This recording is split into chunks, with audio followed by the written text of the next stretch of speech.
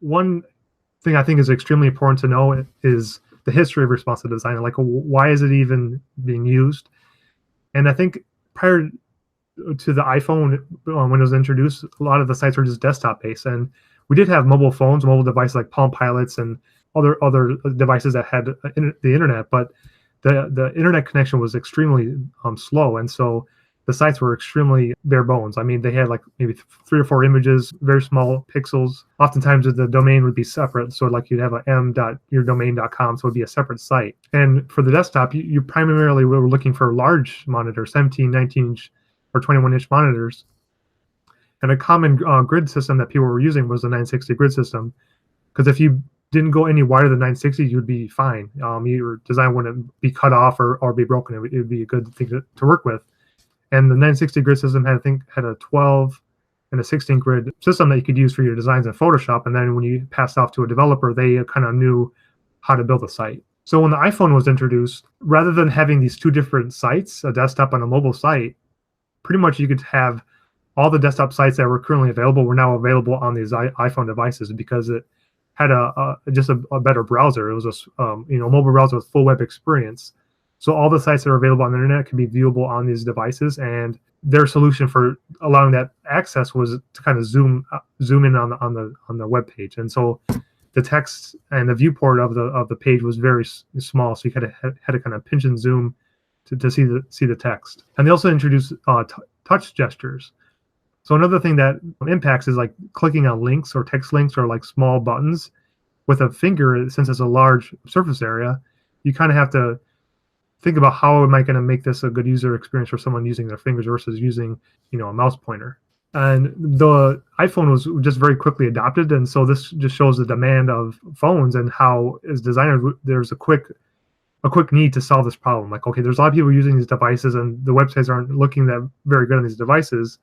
What are we going to do? Like, how can we have a good experience for someone that's looking at a desktop and a mobile device? And also, how do we cut down on development costs? Like, as a small business, I don't have the time to manage a desktop site and a mobile site. And this kind of just shows the complexity of devices that are accessing the web. We have gaming consoles, smartphones, media players, ebook readers, TVs. And then with each of these devices, they have different versions or different like screen widths and different operating systems.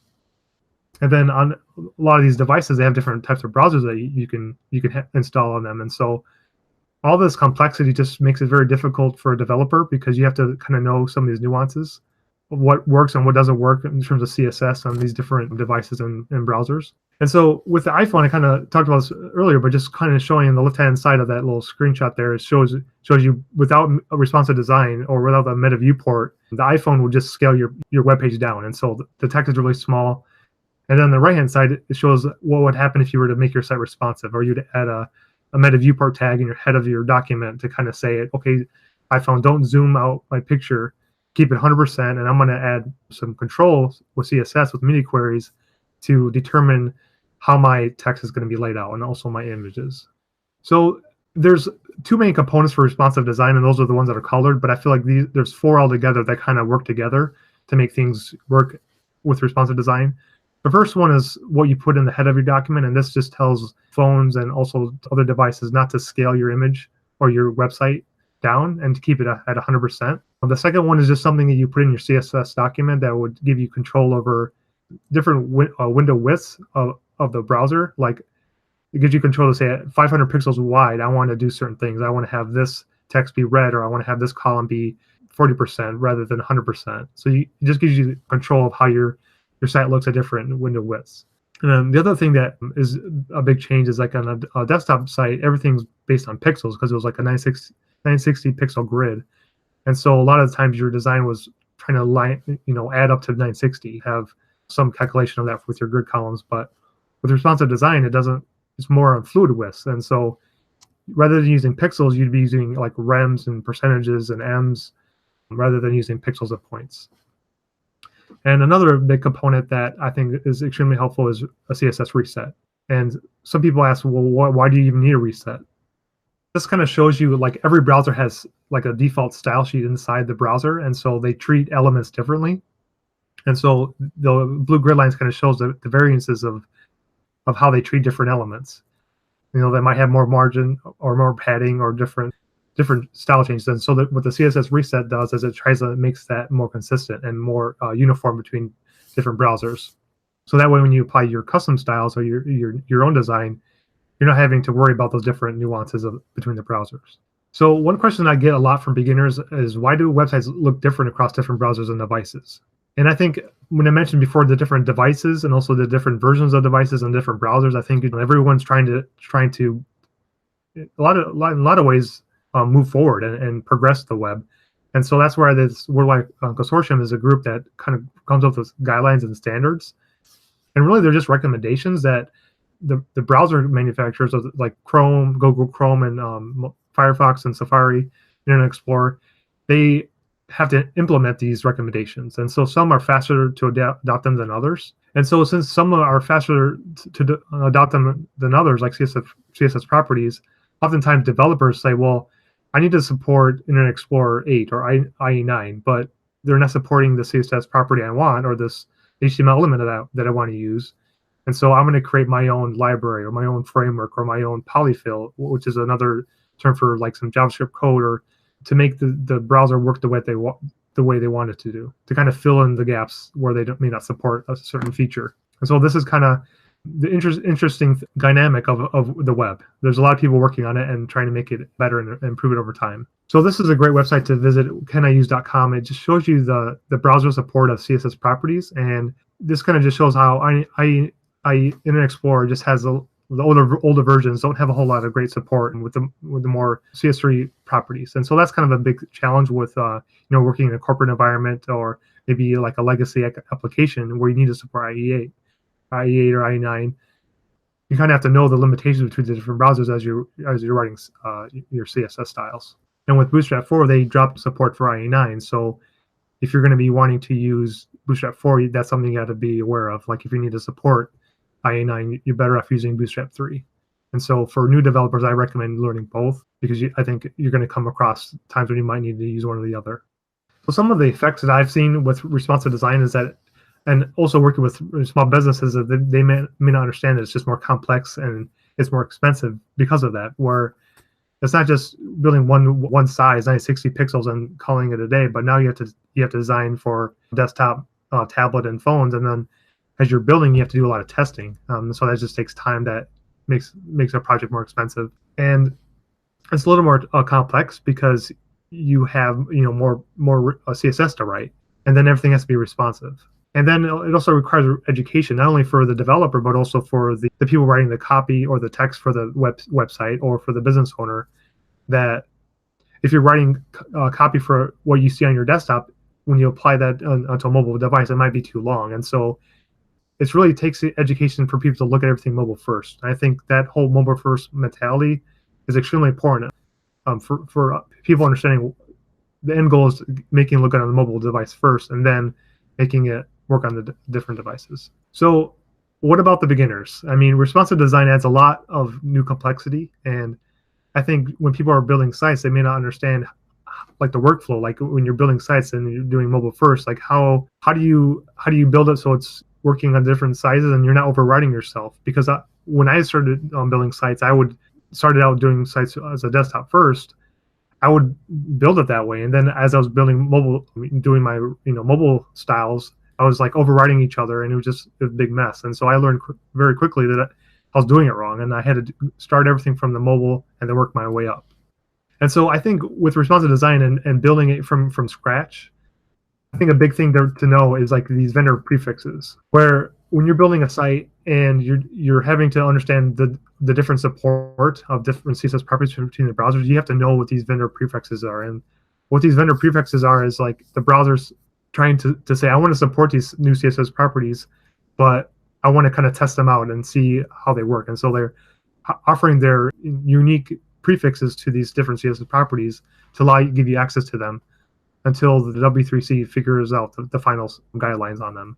So for a new developer, I think that's just another added layer of complexity that makes it very difficult. And I think that's why Bootstrap is such a great tool to use, because it's pre-compiled code. And what that means is that before Bootstrap is finally released to you, and when you get the minified version, it's ran through a program called AutoPrefixer, which takes a look at this website can I use, and it makes sure that every property that you have in your style sheet, it has the right vendor prefixes. So that's just something you don't have to think about. Like, you know that the grid and the components and things like that already have the vendor prefixes that you need that's supported different modern browsers. So another thing that I think is very helpful for Bootstrap is that it's a style guide, and so it gives you a frame of reference to make your web page and your layouts more cohesive design wise. Because if you're doing it from scratch, it just takes more time to make your components look cohesive because you're trying to write it, each element one at a time. And so what is a component? I think this is a kind of a new thing that is kind of coming into web development. Like when I was starting, it was all about page layouts or page templates. It was all about pages. And now everything's getting broken up into components. And so I use this visual to kind of show, imagine building a car from scratch. Rather than having these different parts together, what if you had to build every part, like the machine every element of the car? It would just take forever, and you'd have to have all this material that you'd have to waste, and as you're figuring out how to build different parts. But a lot of car manufacturers, they figure out the design of the car, but then they maybe outsource or bring in the parts from other companies, and then they're just working on the marketing and the sales and also the assembly of the car. And so I think Bootstrap is very similar to this model, where you're spending your time on the assembly of your site or your layout, and not worrying so much on the individual coming up with like your grid or your different carousel components. You're focusing more on the assembly. And I think that's great news for if you're working for a company or if you're working as a freelancer, because your clients want something that's quick, affordable, and consistent. And also your employer wants the same thing as well. And so if you can say to them, I can build this site that normally would take me a lot more time and would have a lot more bugs in probably half the time, I think they're gonna be all about that. And I think also too, it keeps you consistent, because once you do 1 or 2 or 3 Bootstrap sites, you kind of know the classes to use, and it just becomes, you don't have to think about it as much. Because one thing I noticed that was something I was struggling with when I was doing my own responsive styles, is that I would work on a project and then 3 months would go by and then the client would have a change, and I'd have to relearn my styles. Like, what was I doing here, and what was my naming convention? But using Bootstrap, it's already figured out, and there's a very good documentation that helps you walk you through that, so you don't have to remember all that. So this kind of just shows some of the components that Bootstrap offers for a developer, where you don't have to write these from scratch. They have alerts, they have buttons, they have cards, jumbotrons, and a lot of these namings you don't really might not make sense until you're using the framework, but they just have a lot to offer right out of the gate once you install that into your project. So some of the benefits of Bootstrap is that it saves you time and increases your productivity, and you don't have to reinvent the wheel. It's consistent CSS in a team, so if you have a new someone working on your team come on your team and they never use Bootstrap before, you can quickly send them to the documentation site, or you can give them an existing project and say, this is the model that we follow. And so to keep consistent throughout different projects, it just makes it very helpful in that regard. And I think that's kind of where Bootstrap even started at Twitter. When it was developed there, that was the whole mentality where they're building different applications or many different things, and they weren't consistent. And so Bootstrap was first introduced to get that consistency into an internal team. And the other great thing about it is that it's vendor prefix already with CSS-free properties that you're probably going to be wanting to use, like Flexbox Grid and other things like that, where it's already ready to go, and you don't have to know what vendor prefixes to use. Another great thing is that they have really good grid breakpoints, and I think what a breakpoint is like if you're looking at a desktop site, it would have a max width of I believe it's 1920 or something like that, where it doesn't go beyond that, because on a large monitor or even on a TV, if it didn't have a breakpoint, it would just go all the way to the edge of the window, and it just would be probably very ugly, because your text would just be really one long line.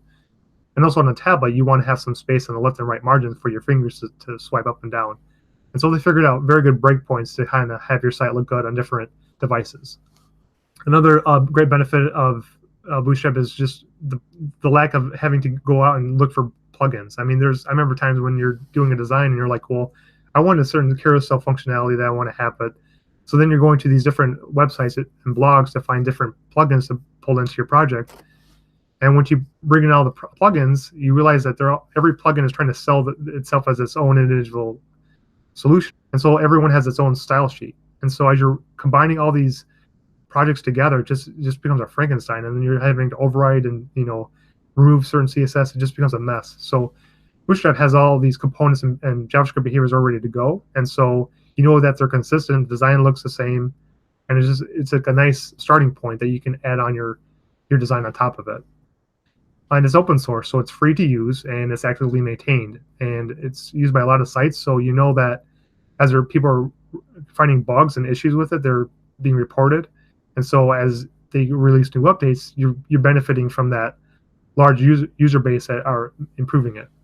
And when I say a lot of websites, I kind of looked at some data to show you the different popular CSS frameworks, and Bootstrap is by far the most used. And if you compare that for the usage with WordPress being 19 million sites, I feel like that's almost as comparable to that number. And so what that shows as a developer, if you're looking for a job or just to have a good skill set to know as you're working on in web development, I think learning Bootstrap and also WordPress and other things like that, where there's just going to be a demand to know that, and also to migrate sites and update sites. And the graph on the right hand side shows Bootstrap 3 demand of job increased after it was released, and I can see the same happening for Bootstrap 4, because there's going to be people wanting to update their sites and just looking for that new skill set. So what's new in Bootstrap 4? So it no longer supports IE9 or lower than iOS 6, and so if you need to support those older browsers, you need to use Bootstrap 3. And I think one of the biggest changes, and one of the greatest additions, is the ability to have Flexbox as a grid system. And they use Flexbox for all the components as well. And so this gives you a lot of control as a designer and developer to do a lot of things like move columns around on different devices. Like oftentimes you might want to have like a sidebar navigation on desktop, but on mobile you maybe want to have it at the top or at the bottom. And so you can change the position of these columns very easily with Flexbox. With Bootstrap 3, it's a lot more challenging to do that, and oftentimes you might have to resort to JavaScript to move things around, but Flexbox makes it a lot easier to use. The other thing that they added was a new grid tier or grid breakpoint, and being the extra small viewport. And I think that the reasoning for that was because a lot of the smartphones got a lot wider and larger screens, so like the iPhone 6, and so they needed something in between the small and the medium. So they have a different breakpoint there. They switched from pixels to rems as a primary CSS unit. And what that allows you to do is it allows you your typography or your font styles to kind of be based off of your body font size, which is now changed from 14 to 16. So if you were to modify your body font size with a custom style to be larger, maybe on mobile, everything that all of your headings and all of your other typography would scale accordingly to that measurement.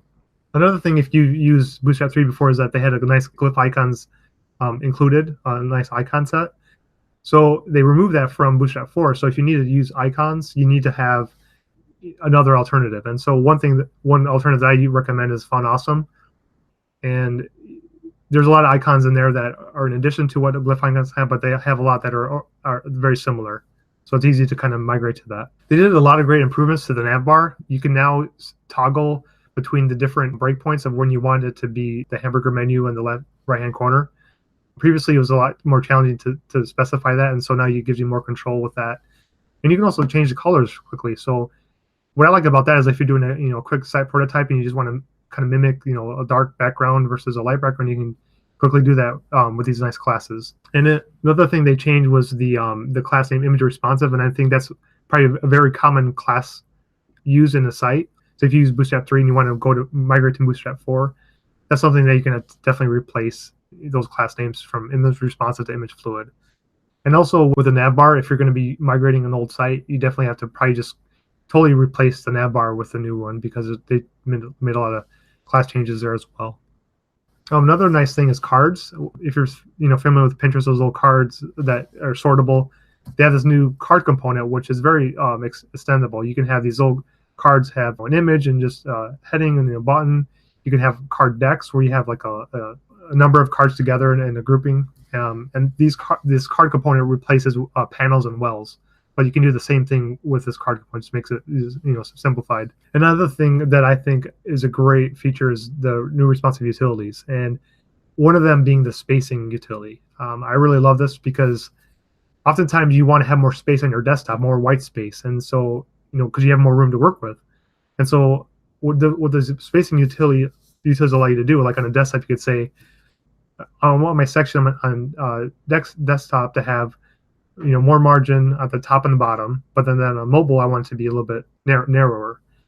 And so this example on the right-hand side, I have the M stands for margin, and the Y is for the Y-axis. And then on the medium breakpoint and up, I want it to have 3 margin value.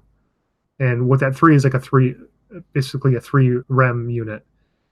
So it's based off that 16 pixel rem on the body font size. So it just gives you a lot of control. And then they also offer Flexbox utility classes, so you can have Flexbox wherever you want. You can create your own custom components using responsive Flexbox. So you can specify how things are laid out in different breakpoints. So now I want to talk about the mobile first workflow and show you some web page examples. So this kind of just talks about the design constraints of a mobile device. Screens are small, connections are slow, and people often give either partial attention or short bursts of their time. And so Luke Roblowski kind of coined the term mobile first, and I think it just kind of shows you why it's just a great place to focus, because one is there's people are using their phones more often than desktop, and there's just more of them, more devices, and so there's a lot of limitations with using them, and also there's a demand to figure out how to make the experience as best as we can make it. And so one thing with the design process, I feel like my design process had to change, and I think the biggest change was in probably the prototyping and the design phase, because normally what I would have done is I would have done the design in Photoshop completely. I would have the home page and then maybe a couple section pages, and then just go right to development.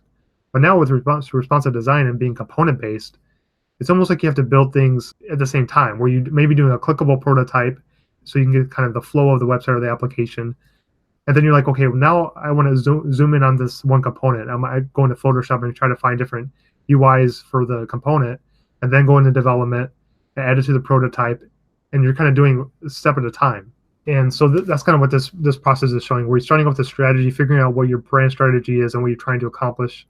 And then you're doing a prototype. You're maybe doing like sketching, pencil sketches, maybe using a prototyping tool or a wireframing tool, and then doing a prototype. And I think Bootstrap, right out of the box, the minified version of Bootstrap is great for prototypes, because you can get components and you get a good visual representation of a site really quickly. And then you add on your custom styles, and that's where you get the design to fully match what you're trying to deliver. And then with the delivery, that's when you're constantly doing design iterations on the components or things like that, and you're doing testing to make sure that you're achieving the goals that you first set out in the step one. And so this kind of just shows the different milestones, where you have a pencil sketch, and I did my pencil sketch mobile first, and then I did a basic wireframe to kind of show the different hierarchy of content, and then I used a vanilla version of Bootstrap without any custom styles to kind of get the basic layout of the page. And so what I do is, once I have my design laid out, I'm like, well, what components does Bootstrap offer that I could use right out of the box? And then I make notes to say, well, this component is close, but I might need to add some JavaScript to make it more custom to how I want it, or I might need to find another solution for this component because it isn't exactly working. So that's kind of where you build your inventory of what you're going to be building. And then with the design iteration, you might be using, you might be working with code, and you're going to be in Photoshop doing some different UI experiments. You might be using Adobe XD. So there's a lot of different tools you'd be using in this phase. In terms of development tools, I think GitHub offers a lot of great tools. They have free version control hosting, and they have this tool, GitHub Desktop, which allows you to work locally, and then you can sync your projects up to the cloud on their service. They have a great text editor that I really like, GitHub Atom Text Editor. And I also work locally, so a tool that you could use is XAMPP, which allows you to have a local development web server. I just pretty much use it for HTTP. There's a lot of ways you can set that up, but I just find it to be pretty easy to just have an app that you can open and then turn that on. And what that allows you to do is allows you to pull in jQuery and Bootstrap without having any errors as it's trying to connect to them. And then Google Chrome is a great tool to use because they have a good web developer panel to kind of inspect code and test things in the browser. And then there's an extension. It's also a JavaScript that you can put into your project. It's called Live.js. And what I like about it is that as you're changing CSS styles or changing HTML, it just auto refreshes the browser. And so I often have my add-on a text editor open, and then I have the browser open with Live.js extension turned on. And as I'm working, it just automatically refreshing the browser. So I get real-time a preview of what I'm working on. And then for FTP, I recommend FileZilla, but there's a lot out there. But these are all free tools that you can use. In terms of design tools, I've used Balsamiq before, but it's a paid tool. So if you just want something that's free and probably already have it on your computer, PowerPoint works great because it's just shapes and boxes that you can put text inside of them. Use Google Slides, or there's a tool called Pencil that allows you to do wireframing. And in terms of the UI styles, where you're doing a lot of like vector graphics, or you're doing it's like photo treatments, Photoshop is great for that, and you can also do mock-ups in there. And this new tool that Adobe introduces, Adobe XD, which allows you to do more kind of prototyping of a design or application. And then for vector graphics or SVGs, you can use Adobe Illustrator. So I'm just going to show you an example, the different ways of building this type of design. So basically, I just want to have like a navbar at the top. I want to have maybe a carousel in the middle, and then a 2-column below that with text. And so this is kind of like my rough sketch. And so now I'm going to show you the different ways we could build this design and the pros and cons of each. And in the workshop bonus where you get the responsive sketches, I also have a link to this project. It's on GitHub. You can kind of go through and read the details of the pros and cons, because I don't have time to go into every one of those. So this is the fix with example. So this is just showing what it might look like if you're doing a 960 grid system, where I had to find a component to get a carousel going, and I use Owl Carousel. And so I had to go find that. And you might already see that the styles or the coloring looks a little bit different than what everything else is. And so I'm going to have to do more effort there with the CSS to get it to look good. But as you can see, as I make the window smaller, it doesn't respond. And if I show you what it looks like on a mobile device with the preview in Chrome,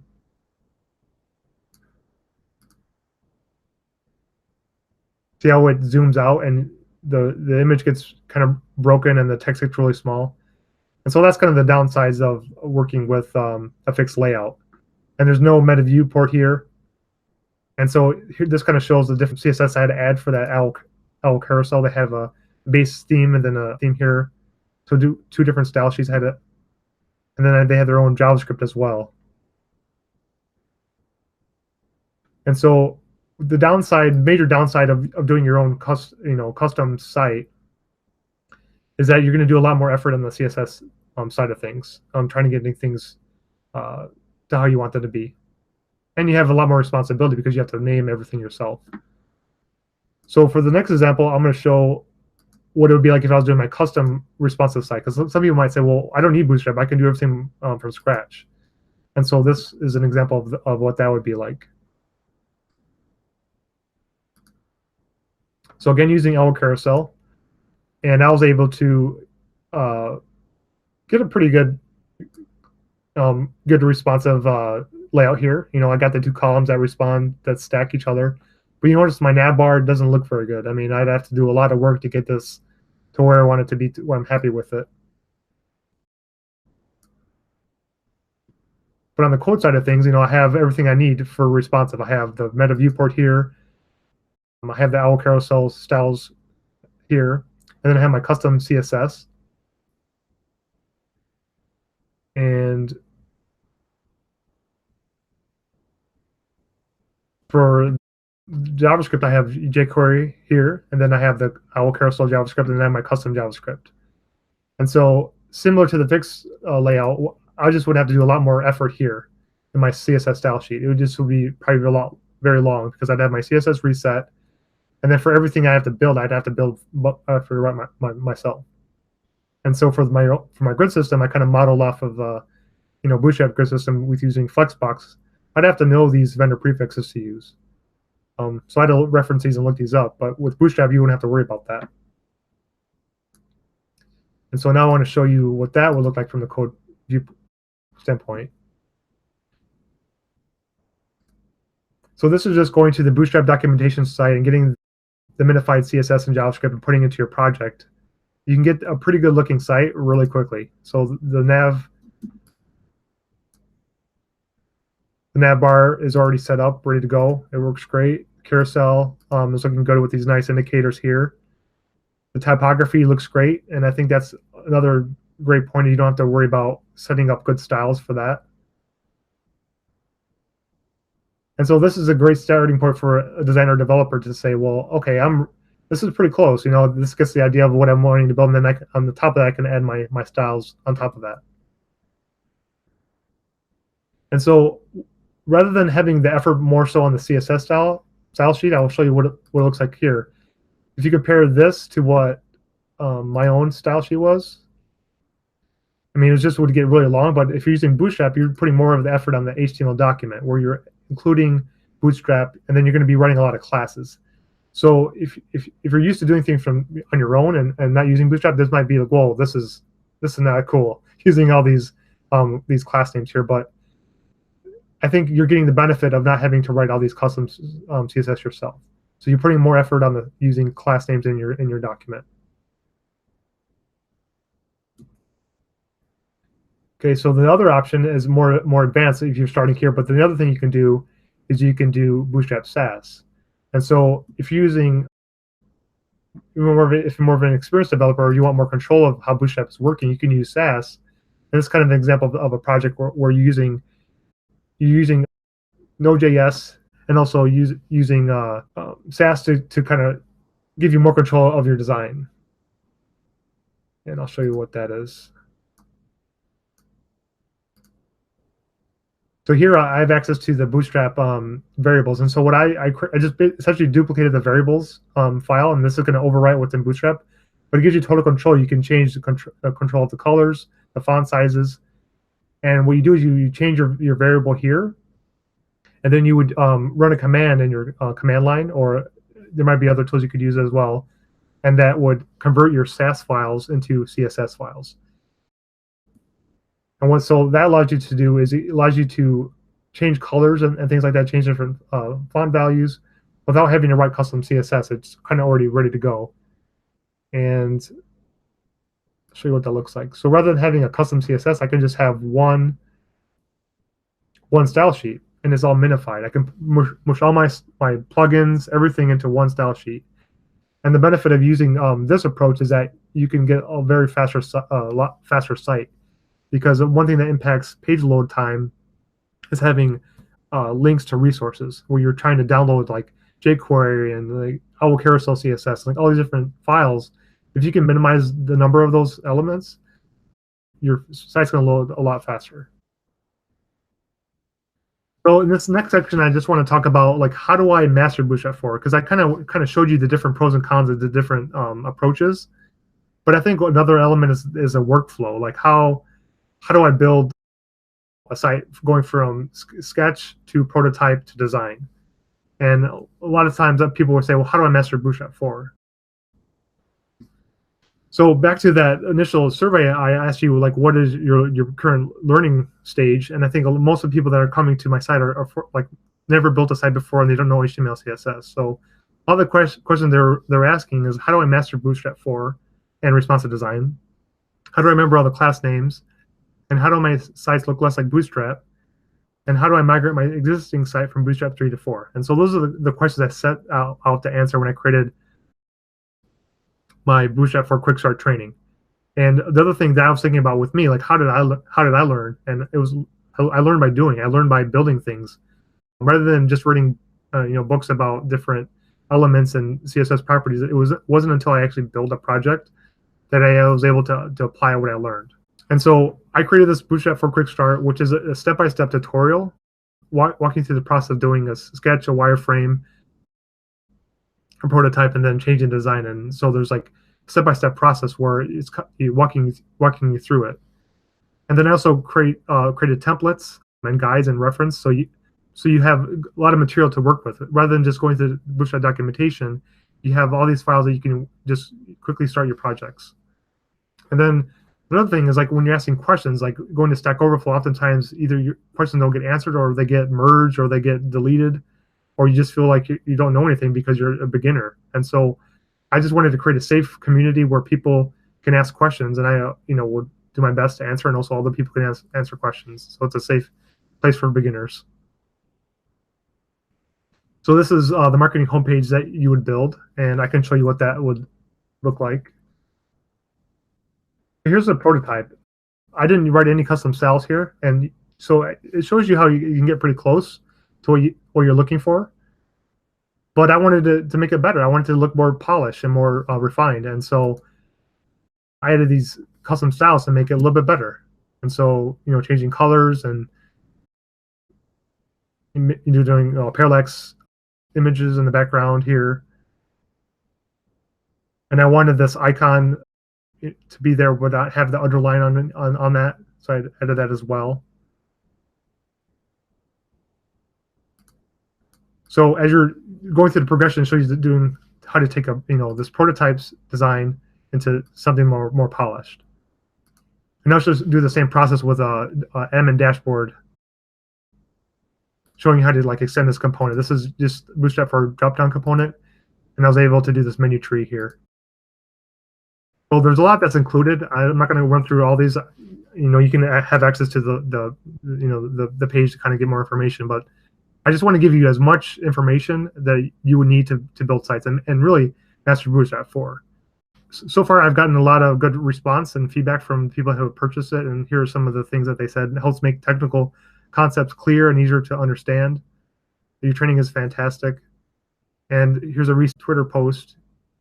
My first introduction to building proper websites. Easy to pick up and master. Would highly recommend for an aspiring web designer.